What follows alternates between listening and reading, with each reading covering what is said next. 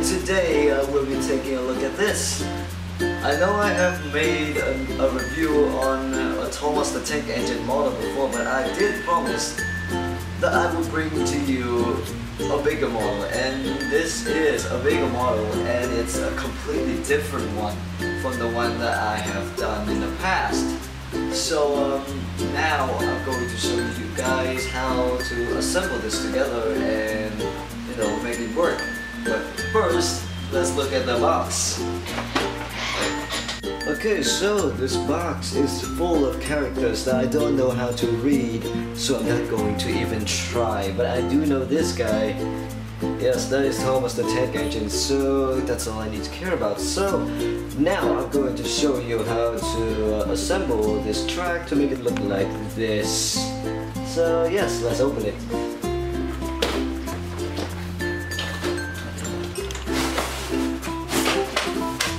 And let's throw it away, and in the box we have something that look like this. Yes, let's start assembling.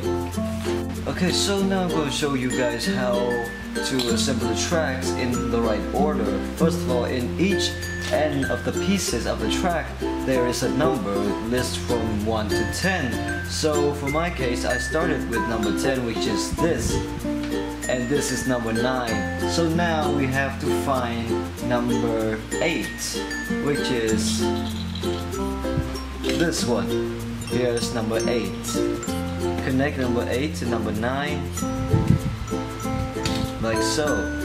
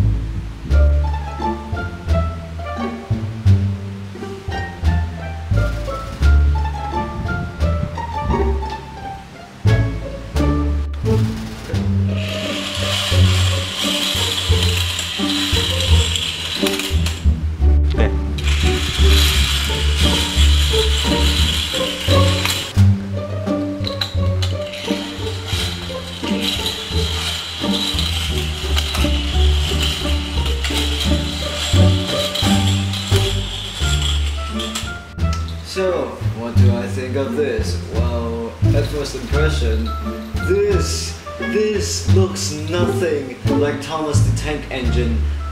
At least in my last video about this train set, at least the tank engine looks a bit like Thomas. This doesn't look like Thomas. It doesn't even look like anything in this box cover, so it's generally bad. I mean, the part of assembling everything together, you know, makes sense and everything works well.